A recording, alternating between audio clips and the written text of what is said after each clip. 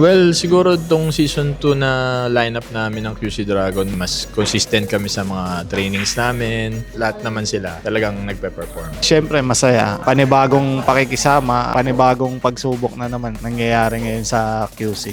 Masaya naman po, kaso may konting pressure. More on training pa rin naman kami. May halong pressure din, magiging performance mo sa baba. Hindi naman kasi laging maganda yung ikikilos mo sa baba dahil nga pressure sa crowd. Kung kailangan i-maintain lalo namin yung focus namin sa game para makuha namin yung playoff. Kahit na alam namin may slot na kami sa playoffs, ano yun pa rin natin, i-treat pa rin natin as talagang important na game para yun na yung preparation ng pressure namin, mentality namin para pagdating ng playoffs, sanay na kami sa mga ganong pressure na kakaharapin namin. Yung pagkakasweep namin, unang week pa lang nakasweep na kaagad kami. Tayo yata yung una, no? Na nakagawa ng nakasip ng isang team. Nanalo kami, then na 5-0 namin sila, no?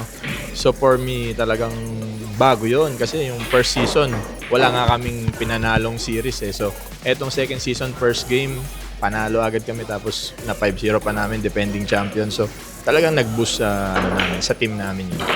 Siyempre gusto kong madala sila doon na medyo nakakadagdag ng pressure pero pipilitin namin makarating sa finals. Kung sinong ibigay na bracket, halos lahat naman pinaghahandaan namin. Kahit sino na lang din. Kasi lahat naman din yan. Prepare din sila sa playoffs. Saka lahat din yan magagaling. Baka pwede namin balikan yung Negros. May chance kaming may panalo namin eh. Yung Negros, kumbaga doon nakafocus yung team namin kasi yun yung muntik na sumip sa amin. Susunod na makaharap namin sila, makabawi kami. Yung Negros talaga kasi unang-una sila yung number 1 seed, no? Kaya kung sa playoffs makalaban na agad namin yung number 1 seed, malaking bagay kasi pag tinalo mo yon, parang kumpiyansa na kami talaga. Lahat sila magaling. Kumbaga, swertihan na lang din eh. Basta ang kailangan siguro namin gawin, focus lang sa mga games at piliting manalo. Yun lang.